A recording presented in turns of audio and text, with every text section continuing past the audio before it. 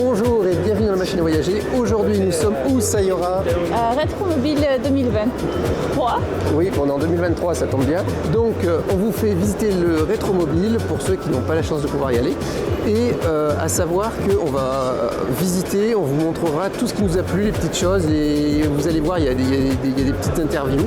Je vous ferai découvrir une magnifique Volvo P1800 avec la présence de Yves Pasquier-Desvignes, CEO et président donc de Volvo Cars France. Ensuite, en présence de Stéphane, le directeur général du Merry Club de Cassis, nous parlerons rétrofit. Ensuite, nous vous ferons découvrir un véhicule atypique du débarquement avec le musée des véhicules de la Libération, le Lunivem. Et il ne faudra pas rater l'interview de Pablo Antunes qui est en train de redonner vie à Facel Vega en produisant cette voiture de sport qui n'avait pas pu voir le jour à la fin de la production de la marque Facel Vega. Et c'est juste après ça.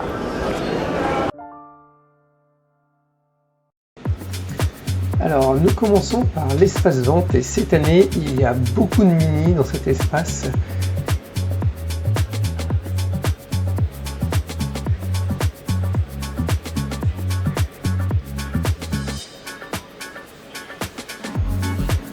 Ici on voit un modèle bien particulier qu'on voit rarement de Mini, une Club Estate.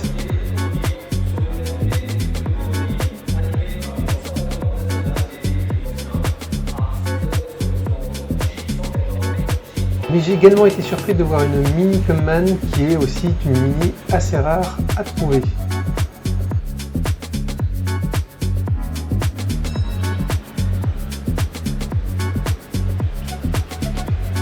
On retrouve évidemment une Isetta, donc sous la marque Velam ici, mais j'ai également trouvé sa grande sœur sous la marque BMW, puisque Velam c'était une licence. Et on la retrouve en 4 places. Alors, je suis avec le Volvo Club de France, avec Julien, Xavier et Daniel. Donc Xavier qui est le président du club, est-ce que tu peux nous dire quelques mots sur ton club? Alors quelques mots sur notre club. Donc le Volvo Club de France existe depuis 40 ans cette année. D'accord. Ah oui. Voilà, ça a été un club au départ pour les Volvo anciennes. D'accord. Puis le club a évolué puisqu'on avait de la demande pour tous les passionnés Volvo. D'accord. Est passé donc en 2010 le club de marque. D'accord. Tous les passionnés de Volvo se retrouvent chez vous. Exactement. D'accord. Alors ici on a un super beau modèle et je crois que le propriétaire est à ma droite. Effectivement. Daniel. Donc, est-ce que tu peux nous en dire plus déjà sur le modèle? Alors, le modèle, c'est un modèle que j'ai acquis il y a environ 5 ans, en pièces détachées. Donc, la voiture était une coque sur 4 roues et le restant est en pièces. D'accord. Un Donc, Pulse. Voilà, un gros logo. Alors, il date de juillet 73, première mise en circulation. Sur la totalité de la fabrication, il y a eu 8077 modèles. Et donc ça c'est un des derniers modèles Monsieur le Président de Volvo France. Donc le président de Volvo France qui est à côté de nous. Donc Yves Pasquier-Desvignes, président de Volvo France, qui est avec nous. Pendant que Daniel donc, nous explique la restauration de sa belle P1800. Comment vous la trouvez? Magnifique. Elle est magnifique. Ouais. Elle est magnifique. J'aime beaucoup cette couleur. C'est une couleur assez rare et d'origine. Et c'est Elle est splendide, il faut féliciter. ouais, franchement, c'est un très beau travail. Et en plus, c'est une voiture qui est vraiment élégante et cette couleur lui va très bien. La couleur, vous l'avez choisie comment? Sur le catalogue d'époque. Donc c'est une couleur qui est sortie en 73. D'accord. L'association avec l'intérieur est issue des voitures qui étaient exportées aux États-Unis. D'accord. Parce qu'en France, elle est sortie en bleu métallisé éclair comme ça, avec un intérieur noir uniquement en Europe. D'accord. Alors, on va laisser passer la caméra. Qu'est-ce qu'on peut dire? Alors déjà le tableau de bord, il y a pas mal d'instrumentation. Donc là on a le contour, le compteur d'eau, température d'huile, d'accord. Pression d'huile, jauge à essence. Et montre, d'accord. Donc tout marche, tout est d'époque. Tout est d'époque, tout fonctionne. D'accord. Non mais alors moi ce que j'adore sur ces voitures-là, c'est que il y a un look qui est propre à ces Volvo d'époque et qui, moi je trouve ça merveilleux. C'est très joli, très raffiné. Alors, la seule différence, c'est que bon, d'origine, il y a un abominable tableau de bord en comment c'est qu'on appelle ça, Du Sky, non, ce qui se faisait dans les années Formica. Voilà. Ah, le Formica, Voilà. d'accord. Bon, qui est un peu atypique, qui est difficilement supportable à mes yeux. Et j'ai fait un traitement spécifique du tableau de bord par hydrotransfert. Ah, et je vois. Du coup, le tableau de bord, il n'y a que ça qui n'est pas un peu d'origine sur la couleur. Le tableau de bord est d'origine. il y a La couleur, d'accord. Donc, et ça, c'est le moteur, on est sur quel type de... Moteur 2 litres injection, ça sort 135 chevaux SAE, 124 DIN. D'accord. Tu nous fais voir? Allez, on y va.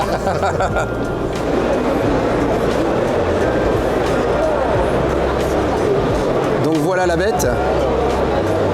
Donc tout propre. Donc tout refait. On fait à neuf. Tout refait à neuf, ok. Et les pièces, comment ça se passe les pièces pour les Volvo de... Heureusement que j'ai Internet, eBay, Ouais. Différents fournisseurs avec lesquels nous travaillons. Et on arrive à trouver un peu de new old stock qui traîne D'accord. sur des étagères un peu poussiéreuses. Donc,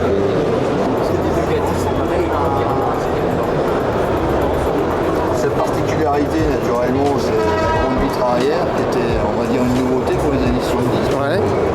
Elle n'avait encore jamais existé. Et puis l'accès au coffre, bon, qui est un peu limité. Donc là, c'était quoi c'était un peu le break de chasse qu'on avait Le break de chasse, donc c'est pas une voiture pour mettre des armoires normandes, c'est plutôt pour Ouais. mettre des clubs de golf, Ouais, d'accord. éventuellement des fusils de chasse. Donc ça fait de la place. Et par contre, à l'arrière, il y a une moquette. Hein. Il y a une banquette pour des gamins de 10 ans peuvent aller Ouais, derrière, mais après c'est compliqué. D'accord.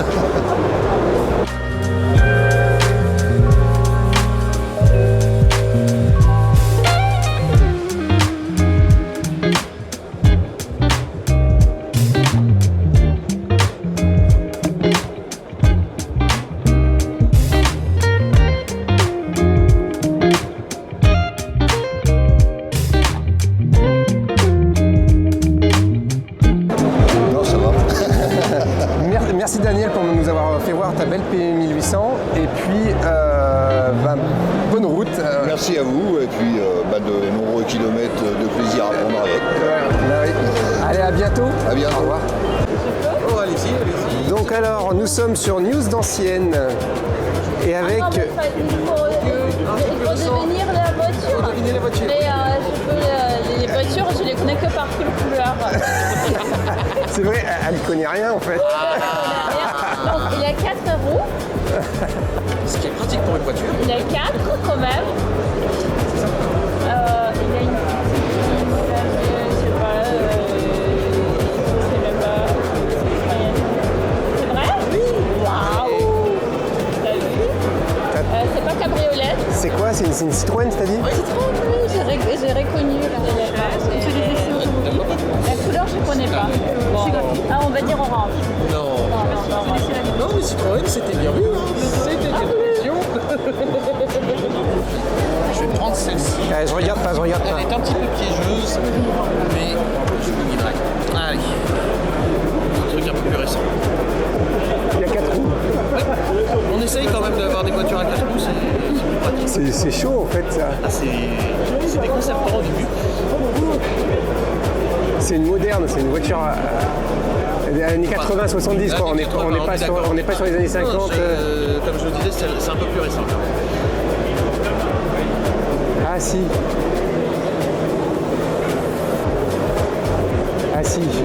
Une Peugeot. Avec un 2 et un 5. Oui. Une Peugeot 205. Ouais. Allez.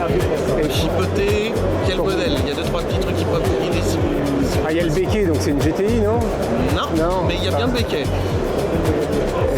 C'est la rallye ou la... C'est la rallye. C'est la rallye. Donc elle est blanche. Tout à fait. Ah là. Elle est là. En plus, la couleur. Eh ben on est bon. On est bon. Et voilà, et j'aurai un porte-clés pour la 304.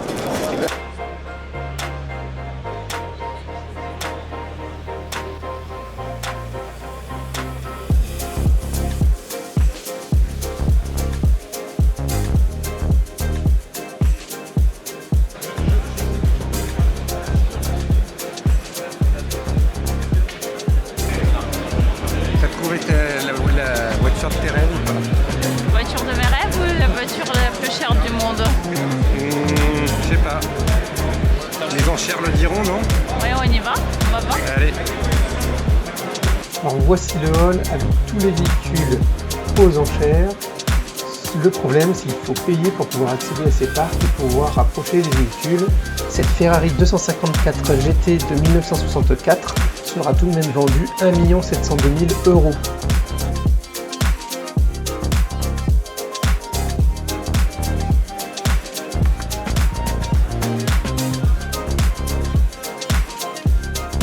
Mais ce n'est pas tout, cette Citroën 2 chevaux Sahara 4x4 de 1961 a quand même dépassé les 95 000 €. Heureusement pour revenir les pieds sur terre, nous tombons sur la van life avec cette belle estafette, avec une terrasse et un bel aménagement intérieur.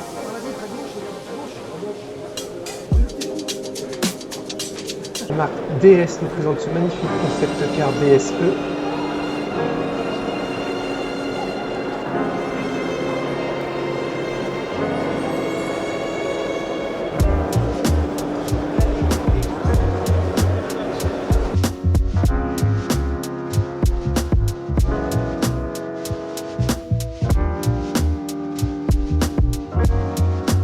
Ensuite, ce ne sera pas le seul concept car avec chez Citroën cette C10 qui date de l'époque. Et ensuite ce concept car poli avec son design aux arêtes bien tranchés.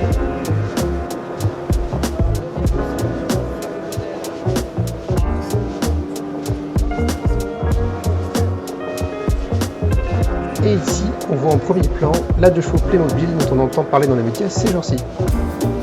Citroën et DS ne sont pas les seuls à avoir amené de la nouveauté, puisque chez Volkswagen, on peut retrouver cet ancien combi face au nouveau combi 100% électrique.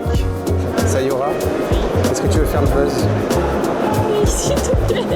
Oui. Et bah regarde, c'est là.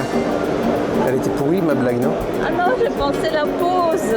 Non, le buzz. Si tu veux pas faire le buzz, Je veux la pause.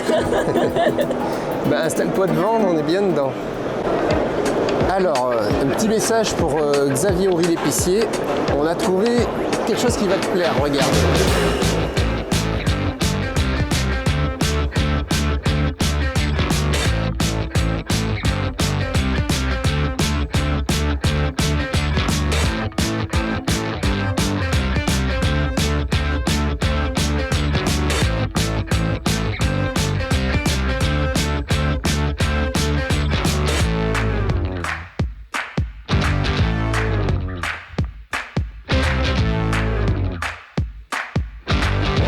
Qu'est-ce que je voulais que je vous dise? L'effet uniforme, j'y peux rien moi.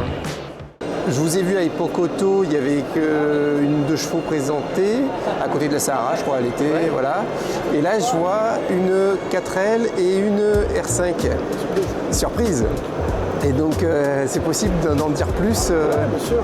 En fait, là, on présente alors, la marque Airfit qu'on a créée depuis le départ. Notre idée, c'est de dire on veut convertir à l'électrique des véhicules iconiques vintage. Ouais. Donc, on avait prévenu, entre guillemets, qu'on voulait aussi sortir de la 2 chevaux. Alors, on a démarré par la 2 chevaux parce que c'est là où est notre ADN, c'est notre crédibilité, c'est nos origines. Mais on voulait vraiment s'adresser à tous les passionnés sur les véhicules.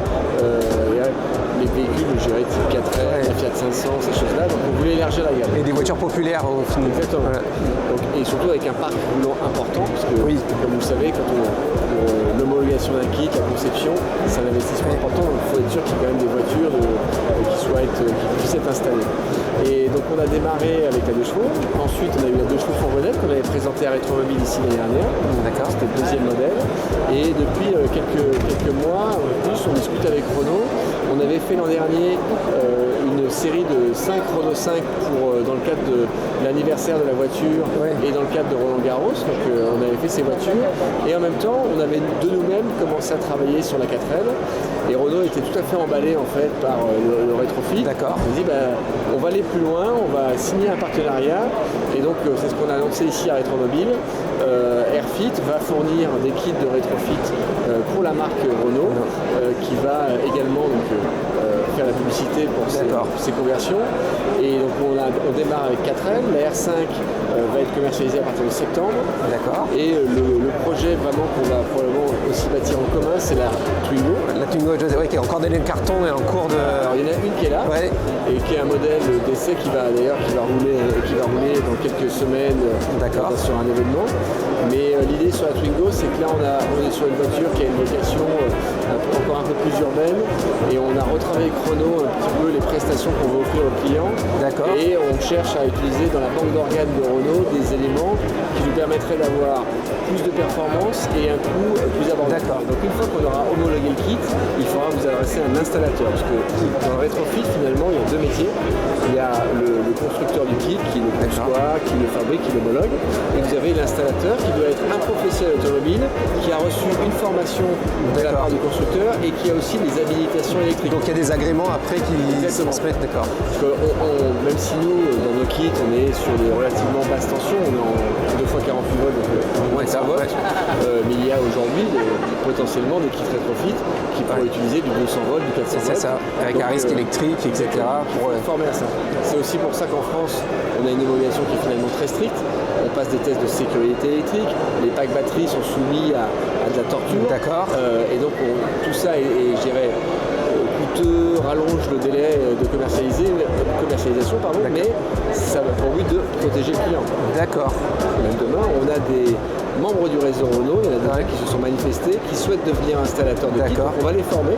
Et donc effectivement, une partie du réseau Renault qui aura accepté de se former pour installer les kits. L'idée, c'est d'avoir un maillage territorial le plus dense possible pour que le client puisse trouver près de chez lui un installateur de kit.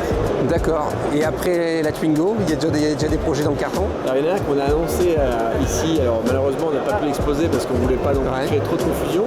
Mais on a fait un partenariat avec Design 1880, qui est une autre société de rétrofit. D'accord. Et en fait, on va lui fournir notre chaîne de traction, donc le moteur électrique, le pack batterie, la BMS, pour qu'il puisse faire un kit de rétrofit de Fiat 500. Dernière chose, l'autonomie. L'autonomie, aujourd'hui on embarque un pack de 10,2 kWh. On n'a pas encore fait le test officiel, mais elle devrait être aux alentours de 90 km du poids de la voiture. Donc pour une voiture citadine, ça va... On est sur un kilométrage moyen de 13 km, je crois. Ouais, c'est ça. Donc 26 km dans une journée. Il y a de quoi tenir une semaine, quoi. Exactement. Voilà, sans charger. Avis aux amateurs d'électrique, alors. Merci à vous. Merci. Alors ici, on est au stand Noil. Et chez Noil, qu'est-ce qu'on fait? On remplace les moteurs thermiques par des moteurs électriques.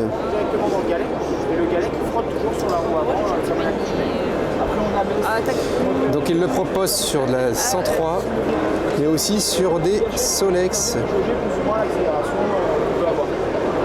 Je suis avec Erwin Muser de 1880 et qui, eux, font du rétrofit sur les Fiat 500.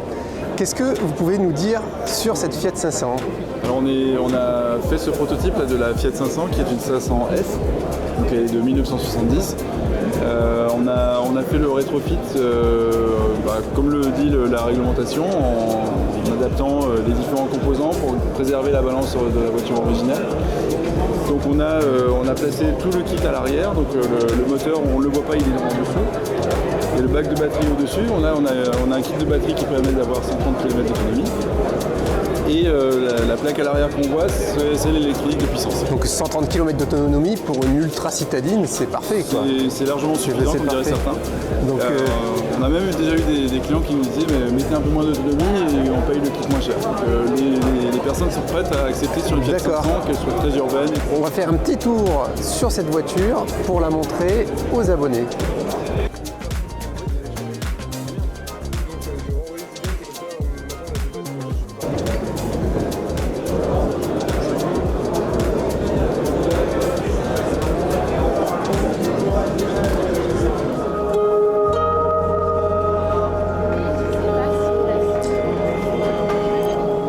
Alors, à l'intérieur, on a carrément une amélioration de l'expérience de conduite avec un écran qui reprend la place du compteur et avec la petite sono qui va bien. Donc on se retrouvera vraiment dans l'esprit d'italienne. La voiture, à part l'écran là, elle est toute d'origine.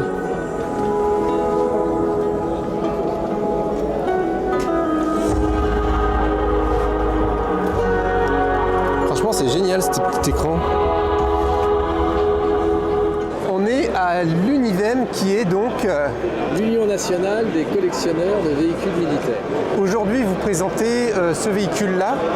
Oui. Et alors, qu'est-ce que vous pouvez me dire sur ce véhicule? Eh bien, c'est un véhicule de reconnaissance qui a fait le débarquement du côté de Omaha Beach. Omaha Beach, d'accord. Voilà, en 44. En 44. Et qui a été jusqu'à Berlin, bien sûr, sur la deuxième DB, parce que je ne sais plus où il a été. D'accord, donc c'est vraiment un véhicule qui a permis de libérer la France. Tout à fait. D'accord. Et les Américains ne sont pas venus gratuitement. Quand ils nous ont donné pour libérer l'Europe, ils ont amené pour tous les pays, ils ont amené des jeeps, des chars, des locomotives. Mais c'était selon la loi Prébail, c'est-à-dire qu'en fait, il fallait ensuite les payer. D'accord. La loi et les garder. D'accord. Donc c'est pour ça que tous ces véhicules sont rentrés dans l'armée française dès 1945 et beaucoup sont partis immédiatement en Indochine. D'accord. Puis ensuite en Algérie. Et ensuite dans les casernes françaises. Et après en équipement, qu'est-ce qu'il avait Il y avait un petit canon, plus une mitrailleuse au-dessus, et puis à côté du canon. Donc c'est un 6 roues, c'est 6 roues motrices? C'est ça. D'accord. En permanence. Et là il est fonctionnel? Il est fonctionnel, il est venu par ses propres moyens. D'accord.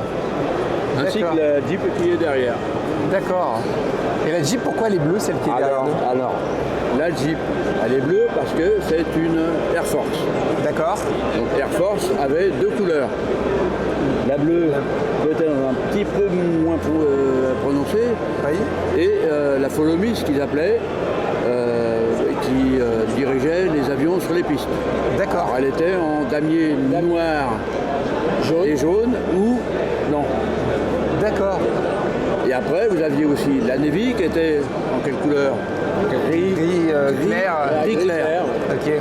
Et le reste en kaki. Oui, alors l'association, elle est à Satori, c'est ça? Versailles Satori. C'est ça. Et vous m'avez dit que c'était ouvert tous les samedis matins? Tous les samedis matins jusqu'à 17-18 heures. Donc pour nos amis parisiens, et puis les autres aussi bien entendu, vous pouvez aller visiter leur collection tous les samedis. Exactement. Voilà. C'est gratuit. Et ils ont reçu. La visite est guidée. Ils pourront faire des tours de Jeep. Ah, on peut même faire des tours de Jeep, alors à mon avis c'est une raison pour y aller. Et je pense qu'on va être amené à se revoir. Avec plaisir. Avec plaisir. Ok. Voilà.